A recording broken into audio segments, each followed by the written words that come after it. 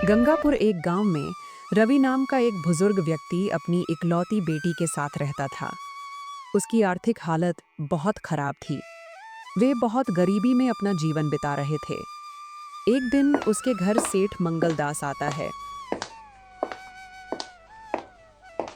मुझे उधार दिए हुए महीने बीत गए हैं और तूने आज तक एक भी पैसा वापस नहीं किया है। आज मुझे मेरे पैसे चाहिए, नहीं तो मैं तुम सबको इस घर से बाहर निकाल दूंगा। बस 3 दिन की मोहलत और दे दीजिए सेठ जी। कल मेरा बेटा शहर से लौटने वाला है। जैसे ही वह वापस आएगा मैं सारे पैसे चुका दूंगा। आपने इतने सालों तक सब्र रखा है, तो क्या आप सिर्फ 2-3 दिन और नहीं रुक सकते? मैं आपसे हाथ जोड़कर विनती करता हूं, मेरी मजबूरी को समझिए। अच्छा ठीक है, मैं तुम्हें 3 दिन की और मोहलत देता हूँ। अगर 2-3 दिन में मेरे पैसे मुझे नहीं मिले तो तुम्हारा सारा सामान बाहर फेंक दूंगा। ऐसा कहकर सेठ मंगलदास वहां से चला जाता है। तब रिया अपने पिताजी से कहती है, पिताजी, भैया 2-3 दिन में आ जाएंगे ना? अगर इस बार भैया नहीं आए तो सेठ मंगलदास तो हमें घर से निकलवा देगा। इस बार वह हमारी एक भी नहीं सुनेगा। तुम फिक्र मत करो बेटी, सुमित ने कहा है वो जरूर आएगा और उसने पैसों का इंतजाम भी कर लिया है। उसके आते ही सेठ मंगलदास के सारे पैसे लौटा दूंगा, फिर फिक्र करने की कोई बात नहीं होगी। 3 दिन ऐसे ही बीत जाते हैं, लेकिन सुमित नहीं आता है। दोनों बाप बेटी सुमित का इंतजार कर रहे थे। तभी एक आदमी रवि के घर आकर बोलता है, अरे रवि भाई, ये क्या हो गया? जिस कंपनी में तुम्हारा बेटा काम करता था उस कंपनी में बहुत भीषण आग लग गई है और उस कंपनी में काम करने वाले जितने भी लोग थे सारे के सारे बहुत बुरी तरह से जल गए हैं। खबर मिली है कि उसमें से कोई नहीं बचा और इस कंपनी में तुम्हारा बेटा भी काम करता था। यह सुनकर रवि के ऊपर दुखों का पहाड़ टूट पड़ता है और वो फूट फूट कर रोने लगता है। हे भगवान, ये क्या कर दिया आपने? अब क्या होगा मेरा और मेरी बेटी का? हम कैसे जिएंगे? ऐसे ही कुछ दिन बीत जाते हैं। उनके गांव में एक कंपनी का आदमी आता है। उसी समय सेठ मंगलदास भी वहां से गुजर रहा था। अरे भाई साहब, जरा सुनिए, यहाँ पर रवि जी का घर कहाँ है? क्या आप मुझे बता सकते हैं तुम कौन हो? अरे भाई साहब, मैं कंपनी से आया हूँ। आप तो जानते ही होंगे कि रवि जी के बेटे की कंपनी में आग लगने की वजह से मृत्यु हो गई थी। उसने इतने सालों तक बहुत मेहनत करके बहुत सारे पैसे जमा कर लिए थे। वह सब लेकर घर आने ही वाला था, लेकिन उससे पहले यह दुर्घटना हो गई, जिस वजह से अब कंपनी के मालिक ने उनके परिवार वालों के लिए पैसे भेजे हैं। मैं उसके वही पैसे उसके पिताजी रवि जी को देने आया हूँ। ये सुनकर सेठ मंगलदास के मन में लालच जाग जाता है और वह सोचता है, क्यों ना मैं इसे बोल दूं कि मैं ही रवि हूं और इससे सारे पैसे ले लूं। वैसे भी रवि ने मुझसे कर्जा लिया है। अरे भाई, तुम एकदम सही आदमी से मिले हो। मैं ही रवि हूं और जिसकी बात तुम कर रहे हो वह मेरा ही बेटा था। अच्छा हुआ भाई साहब, आप मुझे यहीं पर मिल गए। ये लीजिए आपकी अमानत। अब मैं चलता हूँ। यह कहकर वह कंपनी का आदमी वहां से चला जाता है और सेठ मंगलदास वह पैसा लेकर अपने घर चला जाता है। और उधर रवि और उसकी बेटी सोच में पड़ जाते हैं। बेटी, मुझे तो कुछ समझ में नहीं आ रहा, अब हमारा गुजारा कैसे होगा? हम तो पूरी तरह से सुमित के भरोसे पर थे, लेकिन पता नहीं भगवान ये कैसी परीक्षा ले रहा है। सुमित ही तो हमारा सहारा था, भगवान ने उसे भी हमसे छीन लिया। भगवान इतने कठोर दिल कैसे हो सकते हैं? पिताजी, आप चिंता मत कीजिए, मैं भी काम में आपका हाथ बटाऊंगी। हम कुछ न कुछ करके सेठ मंगलदास का कर्ज लौटा ही देंगे। रिया दूसरों के घर में काम करने और खाना बनाने का काम करने लगती है। इसी तरह से कुछ दिन बीत जाते हैं। एक दिन रिया पानी लेने सेठ मंगलदास के कुएं पर जाती है और उसी दिन सेठ मंगलदास के दोस्त का बेटा अरुण सेठ मंगलदास के घर आता है। तभी उसकी नज़र रिया पर पड़ती है। वह रिया को देखकर उसे पसंद करने लगता है। फिर वह अंदर चला जाता है। नमस्ते काका जी, क्या आपने मुझे पहचाना? मैं आपके दोस्त रघुनाथ का बेटा हूँ। मेरा नाम अरुण है। अरे बेटा अरुण, तुम कितने बड़े हो गए हो। बोलो बेटा, कैसे आना हुआ? वो क्या है ना काका जी, दरअसल पिताजी ने एक ज़मीन का सौदा करने के लिए मुझे यहाँ भेजा है। बस वही ज़मीन देखने के लिए मैं आया हूँ। अच्छा, तो तुमने अब अपने पिताजी का कारोबार भी संभालना शुरू कर लिया है। हाँ काका जी, थोड़ा बहुत मैं भी देख लेता हूँ। अब पिताजी की उम्र के कारण उनसे ज़्यादा काम नहीं हो पाता है, इसलिए अब मुझे ही करना पड़ता है। ये तो बहुत अच्छी बात है बेटा। आपसे एक बात पूछनी थी काका जी। दरअसल मैं जब आ रहा था तब कुएं के पास मैंने एक लड़की को देखा। क्या आप बता सकते हैं कि वह लड़की कौन है? लड़की? कौन सी लड़की? वो आपके घर के सामने जो कुआं है, उस कुएं पर मैंने एक लड़की को पानी भरते देखा। क्या आप बता सकते हैं वो कौन है? रुको अरुण बेटा, मैं देख कर आता हूँ। सेठ मंगलदास बाहर जाकर कुएं की ओर देखता है तो कुएं के पास कोई नहीं था। रिया वहां से जा चुकी थी। अरे अरुण बेटा, जिस लड़की के बारे में तुम पूछ रहे हो वह पर कोई लड़की नहीं है। अच्छा ठीक है काका जी, जाने दीजिए। आप बताइए आप कैसे हैं? अरुण बात को पलट देता है, लेकिन सेठ मंगलदास को इस बात पर शक हो जाता है। अरुण बाबू, किस लड़की के बारे में बात कर रहा था? अच्छा काका जी, मैं अब निकलता हूँ, मुझे देर हो रही है। नहीं बेटा, एक दिन रुक जाओ। जरा गांव की भी शुद्ध हवा में रहो। शहर तो रोज ही रहते हो, हमें भी थोड़ा मौका दो तुम्हारी खातिरदारी करने का। नहीं काका जी, इस बार नहीं, अगली बार आऊँगा तो ज़रूर रुकूंगा। इतना कहकर अरुण वहां से चला जाता है और घर जाकर डरते हुए अपने पिताजी से कहता है, पिताजी, मैंने गांव में एक लड़की देखी है। मुझे वो लड़की बहुत पसंद आई और मैं उसी से शादी करना चाहता हूँ। अरे बेटा, तुम किस लड़की की बात कर रहे हो? पिताजी, वो आपके गांव के दोस्त हैं ना, जिनके यहाँ आपने मुझे आज भेजा था। उन्हीं के घर के पास एक लड़की को देखा और हाँ, वो लड़की बहुत खूबसूरत है। मैं उन्हीं से शादी करूँगा। अरे वाह, ये तो अच्छी बात है बेटा। मैं कल ही उसके पास जाकर उस लड़की के बारे में पूछताछ करूंगा। दूसरे दिन अरुण के पिता सेठ मंगलदास के यहाँ आते हैं। अरे मेरे दोस्त रघुनाथ, बहुत दिनों के बाद आज मिल रहा है। तू तो बहुत बड़ा आदमी हो गया है यार। याद है, हम दोनों ने साथ में ही कारोबार शुरू किया था। आज तू कहां से कहां पहुंच गया। अरे यार, अरुण की वजह से हमें अभी आना ही पड़ा। दरअसल अरुण को तुम्हारी गांव की बेटी बहुत पसंद आ गई है और वह उसी से ही शादी करना चाहता है।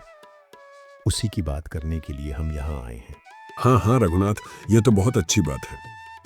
अरे काका जी, उस लड़की का कुछ पता चला कि नहीं? अरे अरुण बेटा, मैं उस लड़की को जल्द से जल्द ढूंढ कर बता दूंगा। काका, जल्दी से उस लड़की को ढूंढो। ठीक है अरुण बेटा, अगर ऐसी बात है तो मैं खुद उस लड़की को तुम्हारे लिए ढूंढ कर लाऊंगा। आप चिंता मत कीजिए। फिर रघुनाथ और अरुण अपने घर चले जाते हैं। अरे अरुण, तुम जिस लड़की की बात कर रहे हो उसका कोई अता पता भी नहीं है। कहाँ ढूंढोगे तुम उसे?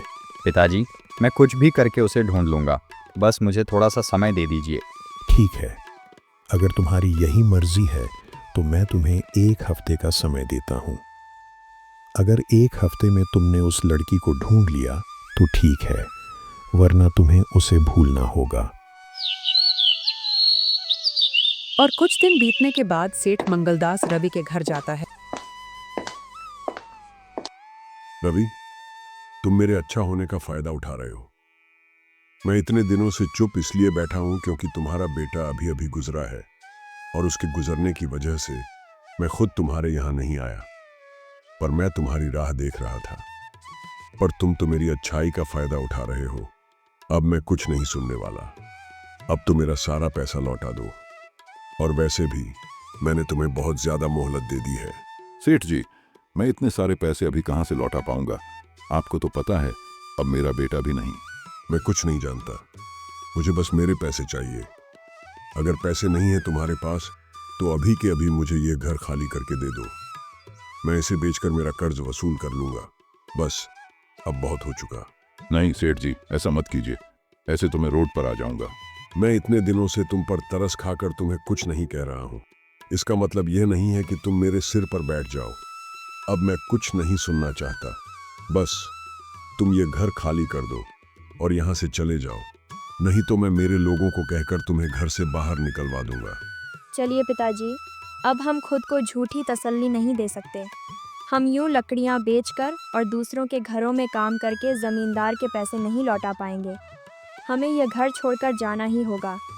इतना कहकर रिया अपने पिताजी को लेकर घर से बाहर चली जाती है और दूर जंगल में जाकर एक छोटी सी झोपड़ी बनाकर उसमें रहने लगती है। और इसी के चलते रिया के पिता की तबीयत खराब हो जाती है। इसी वजह से अपने पिताजी का लकड़ी बेचने का काम रिया संभाल लेती है और किसी तरह से घर चलाने लगती है। मैं तो कितना बदकिस्मत हूँ जो तुझे मेरे जैसा पिता मिला, और मेरी वजह से तुझे कितनी मुश्किलों का सामना करना पड़ रहा है। पिताजी, आप ऐसा मत बोलिए। आपकी सेवा करने के लिए मुझे कोई मुश्किलों का सामना नहीं करना पड़ रहा है। आपकी सेवा करना मेरा धर्म है। आपकी सेवा करने में कैसी मुश्किल? पिताजी, मैंने खाना बनाकर रख दिया है, आप खाना खा लेना। मैं लकड़ी तोड़ने जा रही हूँ, जल्दी लौट आऊँगी। इतना कहकर रिया जंगल में लकड़ी काटने चली जाती है।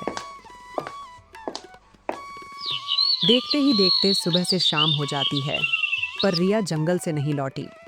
इसी वजह से रवि बहुत परेशान हो जाता है। रिया को अभी तक आ जाना चाहिए था, पर वह अभी तक नहीं आई। कहीं वह किसी मुसीबत में तो नहीं फंस गई? मुझे अपनी बच्ची को जाकर ढूंढना चाहिए। मैं घर पर ऐसे हाथ पर हाथ धरे नहीं बैठ सकता। इतना कहकर रवि रिया को ढूंढने के लिए जंगल की ओर निकल पड़ता है। लेकिन रास्ते में रवि की तबीयत बहुत खराब हो जाती है और वह चक्कर खाकर नीचे गिर जाता है। तभी रिया घर पहुंच जाती है और अरुण रिया को ढूंढते ढूंढते वहां पहुंचता है। वह देखता है कि एक बूढ़ा आदमी जमीन पर बेसुध पड़ा है। वह रवि के पास जाता है और बोलता है, बाबा, आप ठीक तो हो ना?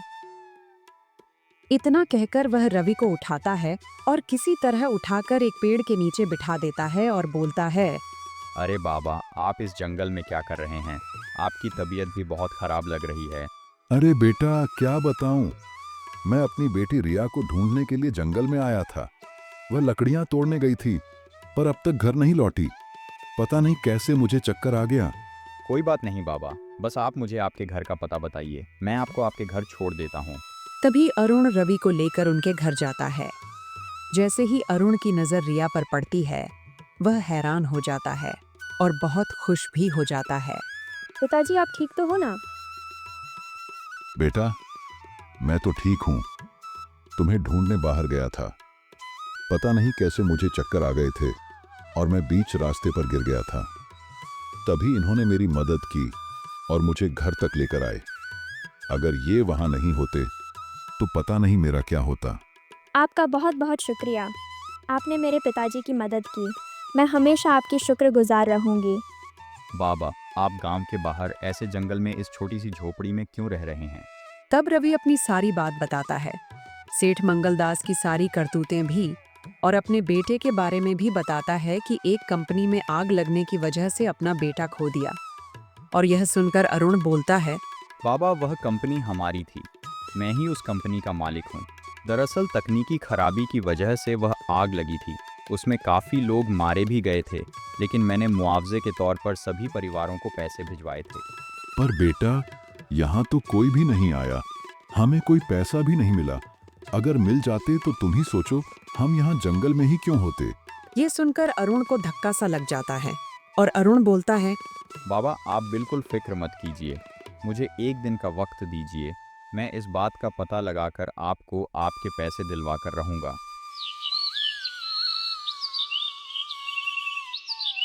दूसरे दिन अरुण अपने आदमी को लेकर रवि के घर आता है और पूछता है, पर वह आदमी साफ इनकार कर देता है और बोलता है, नहीं साहब, मैंने वह पैसे इनको नहीं दिए। मैंने वह पैसे रवि नाम के एक आदमी को दिए हैं। उसने ही कहा था कि उसका नाम रवि है और वह सुमित का पिता है, और मैंने वह पैसे उनको दे दिया और मैं फिर वहां से चला आया। मुझे नहीं पता था कि वह मुझसे झूठ बोल रहा है। मुझे माफ कर दीजिए, मुझसे बहुत बड़ी गलती हो गई। क्या तुम मुझे बता सकते हो कि वह आदमी कौन है जिसको तुमने पैसे दिए? हाँ साहब, मैं अगर उसे देख लूं तो मैं उसको पहचान जाऊंगा। मैं तुम्हें 1 घंटे का वक्त देता हूँ। मुझे जल्द से जल्द वो आदमी चाहिए। पूरे गांव में पता करो जिसको तुमने वह पैसे दिए हैं। और कुछ दिन बीतने के बाद मालिक, मैंने पता कर लिया। उस आदमी का नाम रवि नहीं, सेठ मंगलदास है और वह इस गांव का जमींदार है। उसी ने मुझसे झूठ कहा था कि वह रवि है। इतना बड़ा धोखा! मैं सोच भी नहीं सकता कि मंगलदास इतना गिर सकता है। उसने मेरे बेटे के सारे पैसे खुद रख लिए और ऊपर से हमें घर से भी निकाल दिया। बाबा आप फिक्र मत करिए, मैं सब ठीक कर दूंगा। फिर अरुण अपने आदमी को लेकर सेठ मंगलदास के घर जाता है।